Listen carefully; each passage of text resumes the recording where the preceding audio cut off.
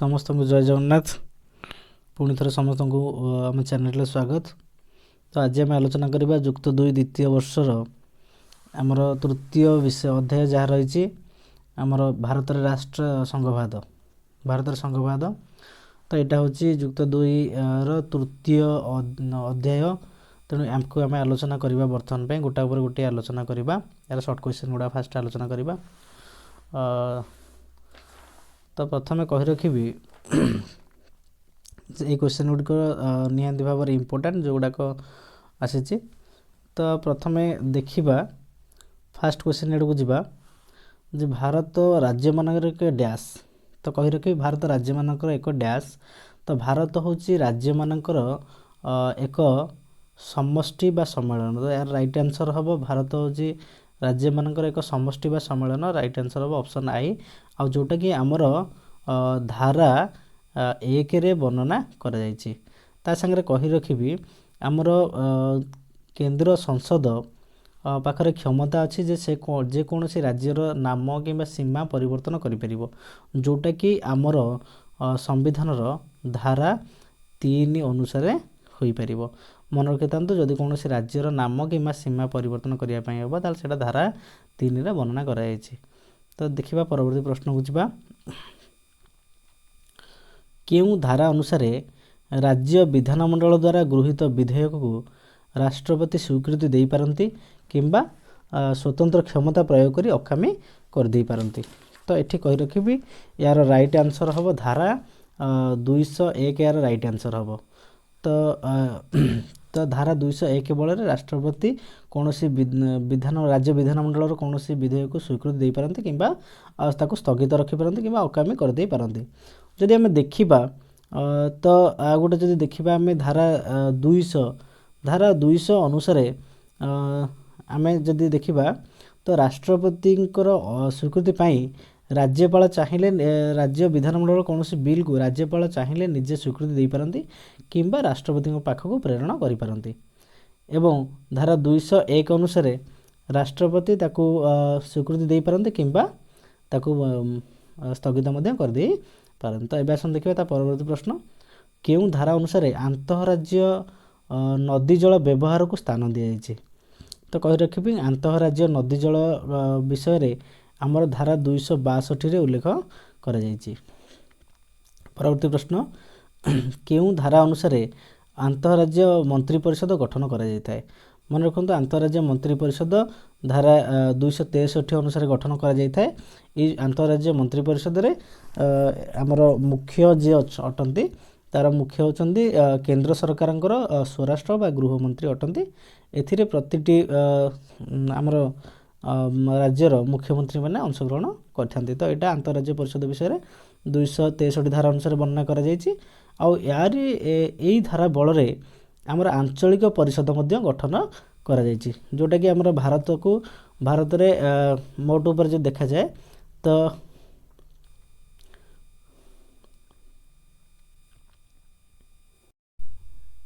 जदि देखिबा तो भारत रे वर्तमान पर्यंत आमर 6टी आंचलिक परिषद अच्छी।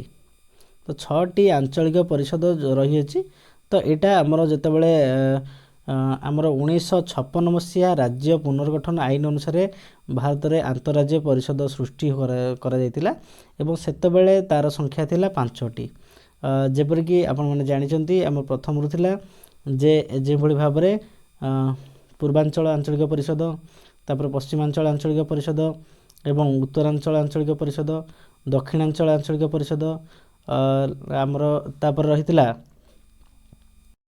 एथिरे केंद्रांचल आंचलिक परिषद मध्य रहितिला एवं शेष रे जोटा संयोग करा जाय सेटा होची उत्तर पूर्वांचल आंचलिक परिषद। तो एभली भाव में भारत वर्तमान पे 6टी आंचलिक परिषद बा जोनल काउंसिल रही। आसन जिबा परवर्ती प्रश्न को केउं धारा अनुसार राज्य विधानसभा गुड़ी को संसद को सर्वभारतीय सेवा सृष्टि करने को अनुरोध करें। तो यहाँ जब देखा सर्वभारतीय सेवा सृष्टि करवाटा आमर ये सर्वभारतीय सेवा सृष्टिटा हूँ राज्यसभार विशेष अधिकार जोटा कि धारा 312 अनुसार राज्यसभा सृष्टि करता। परवर्ती प्रश्न को କେଉଁ ଧାରା ଅନୁସାରେ ରାଷ୍ଟ୍ରପତି ଜରୁରୀ ପରିସ୍ଥିତି ଘୋଷଣା କରିଥାନ୍ତି। ତ ଯଦି ଦେଖିବା ରାଷ୍ଟ୍ରପତିଙ୍କର ଯେଉଁ ଜରୁରୀ କାଳୀନ କ୍ଷମତା ରହିଛି, ରାଷ୍ଟ୍ରପତି 352 ଧାରା ଅନୁସାରେ ଜରୁରୀ ପରିସ୍ଥିତି ଜାତୀୟ ଜରୁରୀ ପରିସ୍ଥିତି ଘୋଷଣା କରିଥାନ୍ତି। ତ 352 ଧାରା ଅନୁସାରେ ତ କହି ରଖିବି। ତ ଯେତେବେଳେ ଜାତୀୟ ଜରୁରୀ ପରିସ୍ଥିତି କଥା ଆମେ ଚିନ୍ତା କରିବା, ରାଷ୍ଟ୍ରପତିଙ୍କର ଜରୁରୀ ପରିସ୍ଥିତି 3 ପ୍ରକାର ଜରୁରୀ ପରିସ୍ଥିତି ଥାଏ। ଗୋଟେ ଜାତୀୟ ଜରୁରୀ ପରିସ୍ଥିତି, ତାପରେ ରହୁଛି ଆମର ରାଷ୍ଟ୍ରପତି ଶାସନ, ଏବଂ ଲାଷ୍ଟରେ ଆମର ଯେଉଁଟା ରହୁଛି ସେଇଟା ହେଉଛି ଆର୍ଥିକ ଜରୁରୀ ପରିସ୍ଥିତି। ତ ଯଦି ଆପଣ ଦେଖିବେ ଆର୍ଥିକ ଜରୁରୀ ପରିସ୍ଥିତି, ତ ଏଇ ଯଦି ଜାତୀୟ ଜରୁରୀ ପରିସ୍ଥିତିକି ଆମେ ଦେଖିବା, ତାହେଲେ ଜାତୀୟ ଜରୁରୀ ପରିସ୍ଥିତି ଆମର 352 ଧାରା ଅନୁସାରେ ରାଷ୍ଟ୍ରପତି କାର୍ଯ୍ୟକାରୀ କରିଥାନ୍ତି। ଏବଂ ଆମର ରାଷ୍ଟ୍ରପତି ଶାସନଟି ଧାରା 356 ଅନୁସାରେ ବା ରାଜ୍ୟ ଜରୁରୀ ପରିସ୍ଥିତି ବୋଲି ତାକୁ କୁହାଯାଏ, ରାଷ୍ଟ୍ରପତି ଶାସନ ଲାଗୁ ହୋଇଥାଏ। ଏବଂ ଆର୍ଥିକ ଜରୁରୀ ପରିସ୍ଥିତିରେ 360 ଧାରା ଅନୁସାରେ ଆମର କାର୍ଯ୍ୟକାରୀ ହୋଇଥାଏ। ଯିବା ପରବର୍ତ୍ତୀ ପ୍ରଶ୍ନକୁ। ପରବର୍ତ୍ତୀ ପ୍ରଶ୍ନଟି ଆମର ରହୁଛି, କେଉଁ ଧାରା ଅନୁସାରେ କେତେକ ଶୁଳ୍କ କେନ୍ଦ୍ର ସରକାର ଧାର୍ଯ୍ୟ କରନ୍ତି କିନ୍ତୁ ସେଗୁଡ଼ିକ ରାଜ୍ୟ ସରକାରଙ୍କ ଦ୍ୱାରା ଆଦାୟ ଓ ବିନିଯୋଗ ହୋଇଥାଏ। ତ ଯଦି ଆମେ ଏହାର ରାଇଟ୍ ଆନ୍ସରଟି ଦେଖିବା, ତ ଏହାର ରାଇଟ୍ ଆନ୍ସରଟି ହେଉଛି ଆମର ଧାରା 268। ତ ଧାରା 268 ଅନୁସାରେ କେତେକ ଶୁଳ୍କ କେନ୍ଦ୍ର ସରକାର ଧାର୍ଯ୍ୟ କରନ୍ତି କିନ୍ତୁ ରାଜ୍ୟ ସରକାରଙ୍କର ସେଗୁଡ଼ିକ ଆଦାୟ କରିବା ଓ ବିନିଯୋଗ କରିବାର ଅଧିକାର ରହିଥାଏ ବା ସୁଯୋଗ ସେମାନଙ୍କୁ ଦିଆଯାଇଥାଏ। ଯଦି ଦେଖିବା ଏହାପରେ ଧାରା 269 ଆମର ଆଉ ଗୋଟେ ରହିଛି। ତ ଏଇ ଧାରା 269 ଅନୁସାରେ ତ ଆମର କ'ଣ ହୁଏ ନା କେନ୍ଦ୍ର ସରକାରଙ୍କ ଦ୍ୱାରା କର ଧାର୍ଯ୍ୟ କରାଯାଏ ଏବଂ ଆଦାୟ କରାଯାଇଥାଏ, ମାତ୍ର ତାକୁ ରାଜ୍ୟ ସରକାର ତାକୁ ବ୍ୟୟ କରିଥାନ୍ତି।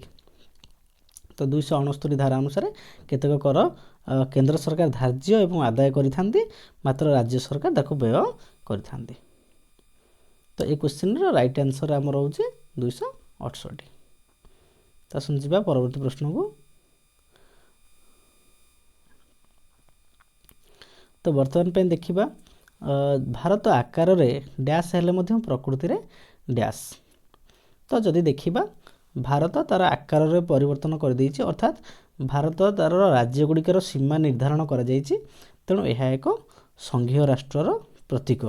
ମାତ୍ର ଯେହେତୁ ଭାରତରେ ଏବେ ମଧ୍ୟ ଏକକ ଆମର ଆଇନ ବ୍ୟବସ୍ଥା ରହିଛି, ଆମର ଏକକ ନ୍ୟାୟପାଳିକା ରହିଛି, ଏକକ ନାଗରିକତା ରହିଛି, ଯାହାକି ଆମର ଗୋଟେ ଐକିକ ରାଷ୍ଟ୍ରର ପରିଚୟ। ତେଣୁ ଯଦି ଦେଖିବା ଏହାର ଏଇ କ୍ୱେଶ୍ଚିନ୍ଟିର ରାଇଟ୍ ଆନ୍ସର ହେବ ଆମର ଭାରତ ଆକାରରେ ସଂଘୀୟ ହେଲେ ମଧ୍ୟ ପ୍ରକୃତିରେ ଐକିକ। ତେଣୁ ଏହାର ରାଇଟ୍ ଆନ୍ସର ହେଉଛି ଅପସନ୍ ଡବଲ୍ I, ଭାରତ ଆକାରରେ ସଂଘୀୟ ଏବଂ ପ୍ରକୃତିରେ ଐକିକ। ତ ବର୍ତ୍ତମାନ ପାଇଁ ଆସନ୍ତୁ ଦେଖିବା ପରବର୍ତ୍ତୀ ପ୍ରଶ୍ନ, କେନ୍ଦ୍ର ତାଲିକାରେ କେତୋଟି ବିଷୟ ରହିଛି। ତ ଏହା ପୂର୍ବରୁ ମୁଁ ଆପଣମାନଙ୍କୁ କହି ରଖିବି ଯେଉଁ କେନ୍ଦ୍ର ତାଲିକା ଅର୍ଥାତ୍ ଆମେ ଯଦି ଦେଖିବା ଭାରତୀୟ ସମ୍ବିଧାନର ଆମର 7ମ ଅନୁସୂଚୀରେ କେତେ ଗୁଡ଼ାଏ ସମ୍ପର୍କ ଯେଉଁଗୁଡ଼ାକ ବର୍ଣ୍ଣନା କରାଯାଇଛି, କ୍ଷମତା ଅର୍ଥ କେତେ ଗୁଡ଼ାଏ କ୍ଷମତା କେନ୍ଦ୍ରକୁ ଦିଆଯାଇଛି ଏବଂ କେତେ ଗୁଡ଼ାଏ କ୍ଷମତା ରାଜ୍ୟକୁ ଦିଆଯାଇଛି ଏବଂ କେତେ ଗୁଡ଼ାଏ କ୍ଷମତା ରହିଛି ଯେଉଁଟାକି ଉଭୟ କେନ୍ଦ୍ର ଏବଂ ରାଜ୍ୟ ମିଳିତ ଭାବରେ ଆଇନ ପ୍ରଣୟନ କରିପାରିବେ। ଯଦି ଆମେ ଦେଖିବା କେନ୍ଦ୍ର ତାଲିକା ଆମର ରହିଛି, କେନ୍ଦ୍ର ତାଲିକା, ରାଜ୍ୟ ତାଲିକା ଏବଂ ଯୁଗ୍ମ ତାଲିକା ବା ଉଭୟ, ଯେଉଁଟା ଯୁଗ୍ମ ତାଲିକା ବୋଲି କୁହାଯାଏ। ତ ଯଦି କେନ୍ଦ୍ର ତାଲିକାକୁ ଆମେ ଦେଖିବା, ତ କେନ୍ଦ୍ର ତାଲିକା କହିଲେ ଯେଉଁ ବିଷୟ ଗୁଡ଼ିକ ଉପରେ କେନ୍ଦ୍ର ସରକାର ଏକଚାଟିଆ ଆଇନ ପ୍ରଣୟନ କରିଥାନ୍ତି ତାହାକୁ କେନ୍ଦ୍ର ତାଲିକା କୁହାଯାଏ। ଏବଂ ଯଦି ଦେଖିବା ସେହିପରି ରାଜ୍ୟ ତାଲିକା, ଯେଉଁ ବିଷୟ ଗୁଡ଼ିକ ଉପରେ ରାଜ୍ୟ ସରକାରଙ୍କର ଆଇନ ପ୍ରଣୟନ କରିବାର ଅଧିକାର ଥାଏ ତାକୁ ଆମର ରାଜ୍ୟ ତାଲିକା କୁହାଯାଏ। ଏବଂ ଯେଉଁ ବିଷୟ ଗୁଡ଼ିକ ଉପରେ ଉଭୟ କେନ୍ଦ୍ର ଏବଂ ରାଜ୍ୟ ମିଳିତ ଭାବରେ ଆଇନ ପ୍ରଣୟନ କରିଥାନ୍ତି ତାକୁ ଆମର ଯୁଗ୍ମ ତାଲିକା କୁହାଯାଏ। ଯଦି ଆପଣ ଦେଖିବା ଆମର କେନ୍ଦ୍ର ତାଲିକାରେ 69ଟି ବିଷୟ ରହିଛି ଏବଂ ରାଜ୍ୟ ତାଲିକାରେ 61ଟି ବିଷୟ ରହିଛି ଏବଂ ଯୁଗ୍ମ ତାଲିକାରେ 52ଟି ବିଷୟ ରହିଛି। ତ ଏବେ ଆସନ୍ତୁ ଆମେ ପ୍ରଶ୍ନକୁ ଯିବା। ଆମର ପ୍ରଶ୍ନ ଯେପରିକି କେନ୍ଦ୍ର ତାଲିକାରେ କେତୋଟି ବିଷୟ ରହିଛି। ତ ଆସନ୍ତୁ, ତ ଯେପରିକି ଆପଣମାନେ ଜାଣିଲେ କେନ୍ଦ୍ର ତାଲିକାରେ ରାଇଟ୍ ଆନ୍ସର ହେବ I 99, ଅର୍ଥାତ୍ କେନ୍ଦ୍ର ତାଲିକାରେ 99ଟି ବିଷୟ ରହିଛି। ସେହିପରି ପରବର୍ତ୍ତୀ ପ୍ରଶ୍ନକୁ ଯିବା, ରାଜ୍ୟ ତାଲିକାରେ କେତୋଟି ବିଷୟ ରହିଛି। तो राज्य तालिकार जमीक आपने जानते राज्य तालिकार 61टी विषय रही। परवर्ती प्रश्न जुग्म तालिकार केतोटी विषय रही जबकि आपने जानते यहाँ जुग्म तालिकार 52टी विषय रही। तो ये जो केंद्र तालिका भुक्त विषय केंद्र सरकार आईन प्रणयन करती, राज्य तालिकाभुक्त विषय राज्य सरकार आईन प्रणयन करती एवं जुग्म तालिकाभुक्त विषय पर उभय केंद्र एवं राज्य मिलित भाव में आईन प्रणयन करते। परवर्ती प्रश्न को जीवा देखिबा जुग्म तालिकाभुक्त विषय पर केंद्र और राज्य आईन मध्य संघर्ष हेले डैश आईन बलवत्तर रहे।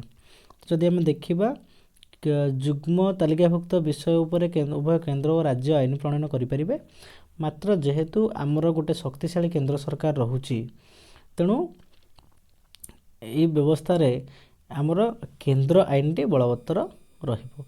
एटा होची आमर केंद्र आईन बलवत्तर रहिबो एवं एटा 254 धारा अनुसार होता है। जदि केंद्र और राज्य मध्य आईन को नहीं विवाद लगे तेबे केंद्रर आईन बलवत्तर रहिबो। आसंत जावा परवर्ती प्रश्न को। भारत एक डैश राष्ट्र डैश संघीय राष्ट्र अटे।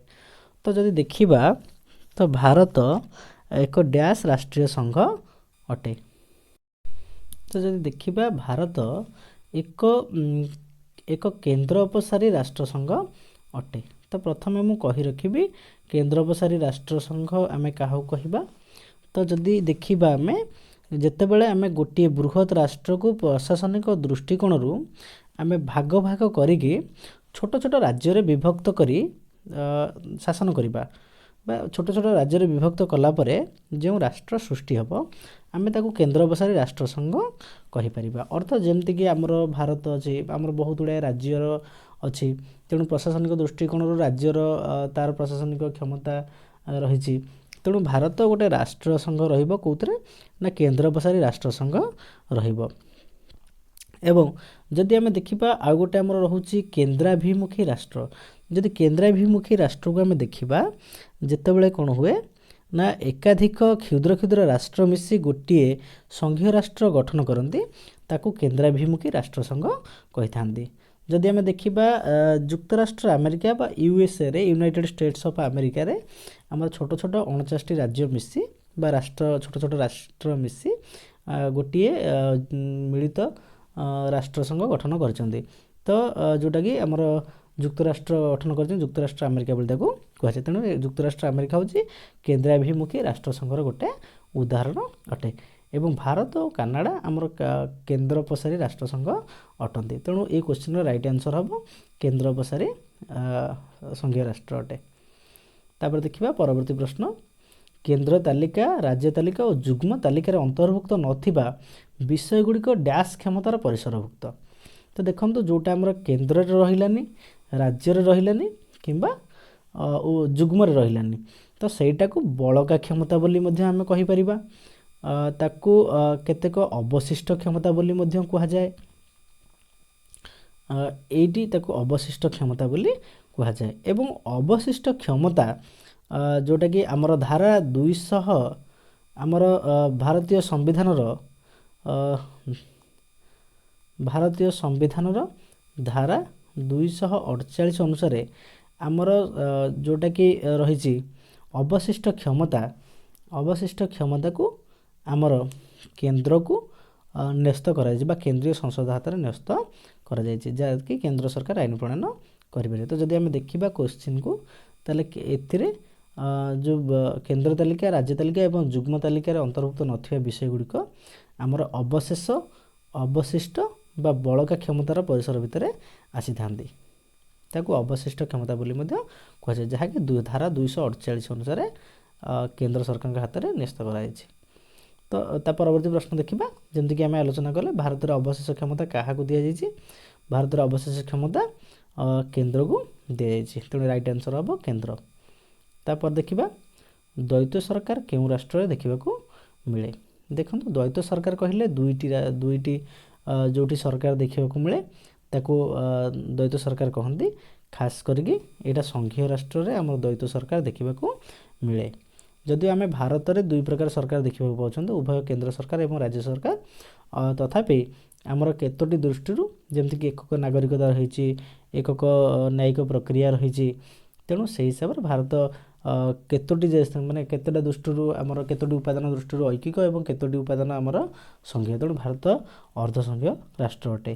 ଆମର କେସି ହୁଏରଙ୍କ ମତ ଅନୁସାରେ ଭାରତ ଏକ ଅର୍ଦ୍ଧ ସଂଘୀୟ ରାଷ୍ଟ୍ର ଅଟେ। ଯଦି ଦେଖିବା ତା ପରବର୍ତ୍ତୀ ପ୍ରଶ୍ନ ଦେଖିବା, ଅର୍ଥ କମିଶନ ଡ୍ୟାସ୍ ଧାରା ଅନୁସାରେ ଡ୍ୟାସ୍ଙ୍କ ଦ୍ୱାରା ନିଯୁକ୍ତ ହୁଅନ୍ତି। ଦେଖନ୍ତୁ, ଅର୍ଥ ଆୟୋଗ ଯେତେବେଳେ ଗଠନ କରାହେବ କେନ୍ଦ୍ରରେ, ତ ସେଇଟା ସବୁ କାମ ରାଷ୍ଟ୍ରପତିଙ୍କ ଦ୍ୱାରା ହିଁ ହୋଇଥାଏ। ତେଣୁ ଏଇଟା ଦେଖିବା, ଅର୍ଥ ଆୟୋଗ ଧାରା 280 ଅନୁସାରେ ଆମର ରାଷ୍ଟ୍ରପତିଙ୍କ ଦ୍ୱାରା ନିଯୁକ୍ତି ପାଇଥାଏ ଅର୍ଥ ଆୟୋଗ। ତ ଏଇଟା ଧାରା 280 ଅନୁସାରେ ରାଷ୍ଟ୍ରପତିଙ୍କ ଦ୍ୱାରା ନିଯୁକ୍ତି ପାଇଥାଏ। ଏଇଟା 5 ବର୍ଷ ପାଇଁକି ହିଁ ଗଠିତ ହୋଇଥାଏ। ତେଣୁ ଆସନ୍ତୁ ପରବର୍ତ୍ତୀ ପ୍ରଶ୍ନକୁ ଯିବା। ଆମର କାହାକୁ ସୁପର କ୍ୟାବିନେଟ୍ କୁହାଯାଉଥିଲା? ତ ଆମର ଯଦି ଦେଖିବା, ସୁପର କ୍ୟାବିନେଟ୍ କହିଲେ ଆମର ପ୍ରଥମେ ଯୋଜନା ଆୟୋଗକୁ ସୁପର କ୍ୟାବିନେଟ୍ କୁହାଯାଉଥିଲା, ଯେଉଁଟାକି 1950 ମସିହାରେ ଯୋଜନା ଆୟୋଗ ଗଠିତ ହୋଇଥିଲା। ତ ବର୍ତ୍ତମାନ ପାଇଁ ତ ଆଉ ଯୋଜନା ଆୟୋଗ ନାହିଁ। ଆମର 2015 ମସିହାରୁ ଆମର ଯୋଜନା ଆୟୋଗର ନାମ ପରିବର୍ତ୍ତନ କରିଦିଆଯାଇ ଆମର ନୀତି ଆୟୋଗ କରିଦିଆଯାଇଛି। NITI Aayog, national institute for transforming India. ତ ନୀତି ଆୟୋଗ କରିଦିଆଯାଇଛି। ଯୋଜନା ଆୟୋଗର ବର୍ତ୍ତମାନ ନାମ ହେଉଛି ନୀତି ଆୟୋଗ। ଏଇଟା 2015 ଜାନୁଆରୀରୁ କାର୍ଯ୍ୟକାରୀ ହେଉଛି। ତ ପୂର୍ବରୁ ଯୋଜନା ଆୟୋଗର ମୁଖ୍ୟ ଥିଲେ ଆମର ପ୍ରଧାନମନ୍ତ୍ରୀ, ବର୍ତ୍ତମାନ ମଧ୍ୟ ସେୟା ହିଁ ରହିଛି। ଦେଖିବା ତା ପରବର୍ତ୍ତୀ ପ୍ରଶ୍ନ, ଜରୁରୀକାଳୀନ କ୍ଷମତା ପ୍ରୟୋଗ ହୋଇଥିଲା ବେଳେ ଡ୍ୟାସ୍ ସରକାର ଅଧିକ କ୍ଷମତାଶାଳୀ ହୋଇଉଠେ। ତ ଦେଖନ୍ତୁ, ଯେତେବେଳେ ଜରୁରୀକାଳୀନ ଯେତେବେଳେ ପରିସ୍ଥିତି ଚାଲିବ, ସେତେବେଳେ ଆମର ରାଜ୍ୟ ସରକାରଙ୍କର ସମ୍ପୂର୍ଣ୍ଣ ରୂପେ ରାଜ୍ୟ ବିଧାନସଭାକୁ ଭଙ୍ଗ କରିଦିଆଯିବ ଏବଂ ରାଜ୍ୟପାଳ ରାଷ୍ଟ୍ରର ପ୍ରତିନିଧି ରୂପେ ବା ରାଷ୍ଟ୍ରପତିଙ୍କ ପ୍ରତିନିଧି ରୂପେ ବା କେନ୍ଦ୍ରର ପ୍ରତିନିଧି ରୂପେ ରାଜ୍ୟର ଶାସନଭାର ଗ୍ରହଣ କରିବେ। ତେଣୁ ସ୍ୱାଭାବିକ କଥା, ଜରୁରୀ ପରିସ୍ଥିତିରେ କେନ୍ଦ୍ର ସରକାର ଅଧିକ କ୍ଷମତାଶାଳୀ ହୋଇଉଠେ। ଯିବା ପରବର୍ତ୍ତୀ ପ୍ରଶ୍ନକୁ। ପରବର୍ତ୍ତୀ ପ୍ରଶ୍ନ ଆମର, ହିସାବ ରକ୍ଷକ ଓ ମହାସମୀକ୍ଷକଙ୍କୁ କିଏ ନିଯୁକ୍ତି ଦେଇଥାନ୍ତି? ତ ଦେଖିବା, ହିସାବ ରକ୍ଷକ ଓ ମହାସମୀକ୍ଷକ ଯେଉଁଟାକି ଆମର ହେଉଛି CAG, comptroller and auditor general, ଯେଉଁଟାକି ଆମର ଅଛନ୍ତି, ତାଙ୍କୁ ନିଯୁକ୍ତି ଆମର ରାଷ୍ଟ୍ରପତି ନିଯୁକ୍ତି ଦେଇଥାନ୍ତି। ତ କହି ରଖିବି, ଏଇ ଯେଉଁ ଆମର CAG, comptroller and auditor general ଯିଏ ନିଯୁକ୍ତ ହୁଅନ୍ତି, ସେ ସମ୍ବିଧାନ ଧାରା 148 ବଳରେ ନିଯୁକ୍ତ ହୋଇଥାନ୍ତି ବା 148 ଧାରା ଅନୁସାରେ ଆମ ଦେଶ ପାଇଁ ଜଣେ ନିରୀକ୍ଷକ ଓ ମହାହିସାବ ରକ୍ଷକଙ୍କୁ ନିଯୁକ୍ତି ଦିଆଯିବାର ବ୍ୟବସ୍ଥା ରହିଛି। ଏବେଟା ରାଷ୍ଟ୍ରପତି ହିଁ ଦେଇଥାନ୍ତି। ତ ବର୍ତ୍ତମାନର ଯଦି ଆମେ ଦେଖିବା, ଗିରିଶ ଚନ୍ଦ୍ର ମୁର୍ମୁ ଅଛନ୍ତି ଆମର କମ୍ପ୍ଟ୍ରୋଲର ଆଣ୍ଡ ଅଡ଼ିଟର ଜେନେରାଲ, ଯିଏକି ଆମ ଓଡ଼ିଶାର ଅଟନ୍ତି। ତ ଯିବା ପରବର୍ତ୍ତୀ ପ୍ରଶ୍ନକୁ। କେଉଁ ଧାରା ଅନୁସାରେ କେନ୍ଦ୍ର ସରକାର ନଦୀ ଜଳ ବଣ୍ଟନ ବିଷୟରେ ନିଷ୍ପତ୍ତି ନେଇଥାଏ? ଯେଉଁଟାକି ମୁଁ ଆଗରୁ କହିଥିଲି ଯେ କେନ୍ଦ୍ର ସରକାର ନଦୀ ଜଳ ବଣ୍ଟନ ବିଷୟରେ ସମସ୍ତ ନିଷ୍ପତ୍ତି ନେଇଥାନ୍ତି ଧାରା 262 ଅନୁସାରେ। ତ ଧାରା 262 ଅନୁସାରେ କେଉଁ ରାଜ୍ୟକୁ କେଉଁ ନଦୀର କେତେ ପ୍ରତିଶତ ଜଳ ଦିଆଯିବ, ସେଇଟା ସେ ନିର୍ଦ୍ଧାରଣ କରିଥାନ୍ତି। ଆସନ୍ତୁ ଯିବା ପରବର୍ତ୍ତୀ ପ୍ରଶ୍ନ।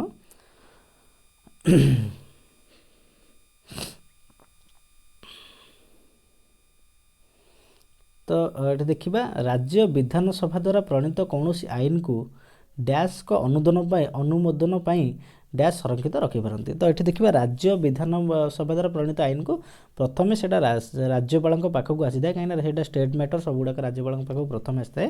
ତେଣୁ ରାଜ୍ୟର ଯେକୌଣସି ଆଇନକୁ ରାଜ୍ୟପାଳ କ'ଣ କରନ୍ତି ନା ରାଷ୍ଟ୍ରପତିଙ୍କ ଅନୁମୋଦନ ପାଇଁ ସଂରକ୍ଷିତ ରଖିପାରନ୍ତି।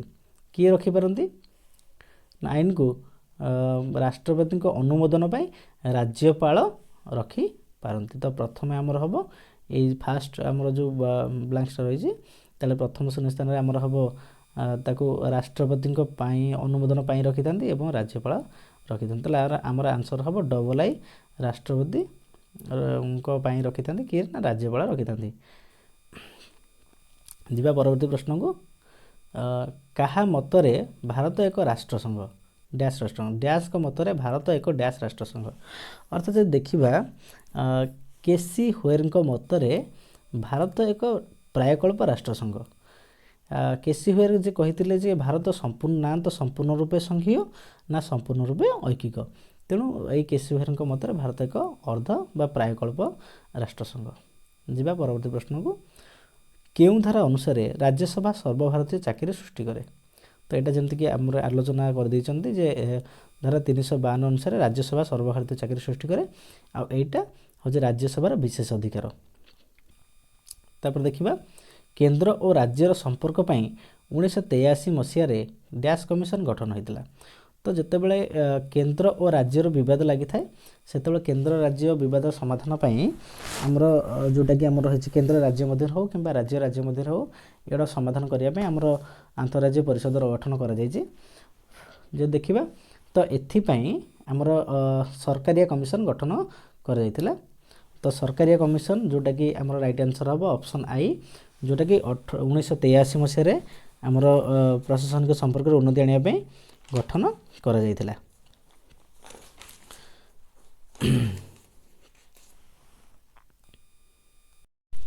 ଆଉ ଏଥିପାଇଁ ପ୍ରାୟ 5 ବର୍ଷ ଲାଗିଥିଲା। ପ୍ରାୟ 5 ବର୍ଷ ଅର୍ଥାତ୍ 1988 ମସିହା ବେଳକୁ ପ୍ରାୟତଃ ଏଇ ସରକାରିଆ କମିଶନ ତାର ରିପୋର୍ଟ ଦେଇଥିଲା। ଇଏ ଆମର ସରକାରିଆ ଯିଏକି ସୁପ୍ରିମକୋର୍ଟର ଜଣେ ଅବସରପ୍ରାପ୍ତ ବିଚାରପତି ସେ ସମୟରେ ଥିଲେ। ତ ଆସନ୍ତୁ ଯିବା ପରବର୍ତ୍ତୀ ପ୍ରଶ୍ନକୁ। ଶିକ୍ଷା କେଉଁ ତାଲିକାଭୁକ୍ତ ବିଷୟ ଅଟେ? ତ ସ୍ୱାଭାବିକ କଥା ଶିକ୍ଷା ହେଉଛି ଆମର ଏକ ଯୁଗ୍ମ ତାଲିକାଭୁକ୍ତ ବିଷୟ ଅଟେ। ତ ଶିକ୍ଷା ଉଭୟ କେନ୍ଦ୍ର ଏବଂ ରାଜ୍ୟ ଅର୍ଥାତ୍ ଯୁଗ୍ମରେ ଅଛି। ତାପରେ ଯେ ପରବର୍ତ୍ତୀ ପ୍ରଶ୍ନ ଭାରତୀୟ ରାଷ୍ଟ୍ରସଂଘରେ କେତେ ଗୋଟି ରାଜ୍ୟ ଅଛି? ତ ଏଇଟା ହେଉଛି ଗୋଟେ ଗୁରୁତ୍ୱପୂର୍ଣ୍ଣ ପ୍ରଶ୍ନ କାହିଁକିନା ଭାରତୀୟ ରାଷ୍ଟ୍ରସଂଘରେ ଆମେ ସମସ୍ତେ ଜାଣିଛନ୍ତି ଯେ 28ଟି ରାଜ୍ୟ ଅଛି, ମାତ୍ର କେତୋଟି କେନ୍ଦ୍ରଶାସିତ ଅଞ୍ଚଳ ରହିଛି? ତ ମନେ ରଖନ୍ତୁ ଭାରତୀୟ ରାଷ୍ଟ୍ରସଂଘରେ ଆମର 28ଟି ରାଜ୍ୟ ଓ 8ଟି କେନ୍ଦ୍ରଶାସିତ ଅଞ୍ଚଳ ଅଛି। ତ ଆପଣମାନେ ପ୍ରଶ୍ନ କରିବେ ଯେ କେମିତି 8ଟି? ତ ଦେଖନ୍ତୁ କେତେ ଜଣଙ୍କର ଏଇଟା ଟିକେ ଡାଉଟ୍ ଥାଏ। ତ ଯେତେବେଳେ ଆମର 2019 ମସିହା ଅକ୍ଟୋବର 31 ପୂର୍ବରୁ ଆମର ଯେତେବେଳେ କାଶ୍ମୀର ଗୋଟେ ରାଜ୍ୟ ଭାବରେ ରହିଥିଲା ତ ସେତେବେଳେ ଆମର ରାଜ୍ୟ ସଂଖ୍ୟା ଥିଲା 29ଟି। ମାତ୍ର ସେତେବେଳେ ଯେତେବେଳେ କାଶ୍ମୀରକୁ ରାଜ୍ୟରୁ ଅଲଗା କରି ବା ରାଜ୍ୟ ପାଖରୁ ବାଦ ଦିଆଯାଇ ତାକୁ କେନ୍ଦ୍ରଶାସିତ ଅଞ୍ଚଳରେ ପରିଣତ କରିଦିଆଗଲା। ଜାମ୍ମୁ କାଶ୍ମୀରକୁ 2ଟି କେନ୍ଦ୍ରଶାସିତ ଅଞ୍ଚଳରେ ପରିଣତ କରିଦିଆଗଲା। ତ ଗୋଟିଏ ରହିଲା ଆମର ଗୋଟିଏ ଲଦାଖ କରିଦିଆଗଲା ଏବଂ ଅନ୍ୟଟି କାଶ୍ମୀର କରିଦିଆଗଲା, ଜାମ୍ମୁ କାଶ୍ମୀର କରିଦିଆଗଲା। ତ ଯେତେବେଳେ ଗୋଟିଏ ରାଜ୍ୟ କଟିଗଲା ଆମର ତ ରାଜ୍ୟ ସଂଖ୍ୟା ପଳେଇ ଆସିଲା 28କୁ ଏବଂ ଆମର ଯେମିତିକି ଆପଣମାନେ ଜାଣିଛନ୍ତି ପୂର୍ବରୁ ଆମର ଥିଲା 7ଟି କେନ୍ଦ୍ରଶାସିତ ଅଞ୍ଚଳ ଥିଲା ଏବଂ ଏଇ 2ଟି ଯୋଗ ହେବା ଦ୍ୱାରା ଆମର କେନ୍ଦ୍ରଶାସିତ ଅଞ୍ଚଳ ସଂଖ୍ୟା ପହଞ୍ଚିଲା 9ଟିରେ। ମାତ୍ର ପୁଣି କ'ଣ ହେଲା ନା 2020 ମସିହାରେ ଆମର 2020 ମସିହାରେ ପୁନଶ୍ଚ ଆମର ଯେଉଁ କେନ୍ଦ୍ରଶାସିତ ଅଞ୍ଚଳ ରହିଥିଲା ଡାମନ ଡିଉ ଏବଂ ଦାଦ୍ରା ନଗର ହାବେଳି, ସେ କେଉଁଟା ଆମର ନା ଡାମନ ଡିଉ ଏବଂ ଦାଦ୍ରା ନଗର ହାବେଳି। ତ ଏ 2ଟିକୁ ମର୍ଜ କରିଦିଆଗଲା ବା ଏ 2ଟିକୁ ମିଶାଇ ଗୋଟିଏ କେନ୍ଦ୍ରଶାସିତ ଅଞ୍ଚଳ କରିଦିଆଗଲା ଡାମନ ଡିଉ ଏବଂ ଦାଦ୍ରା ନଗର ହାବେଳି, ଯେଉଁଟାକି ଆମର 9ରୁ ଆସି ପୁଣି 8ରେ ପହଞ୍ଚିଗଲା। ତ ଯଦି ଆମେ ଭଲ ଭାବେ ଦେଖିବା ତ ଭାରତୀୟ ରାଷ୍ଟ୍ରସଂଘରେ ବର୍ତ୍ତମାନ ପାଇଁ 28ଟି ରାଜ୍ୟ ଏବଂ 8ଟି କେନ୍ଦ୍ରଶାସିତ ଅଞ୍ଚଳ ରହିଛି। ତାପରେ ଦେଖିବା ଯୋଜନା ଆୟୋଗର ଅଧ୍ୟକ୍ଷ ଥିଲେ। ତ ଯୋଜନା ଆୟୋଗ ଯେଭଳି ଭାବରେ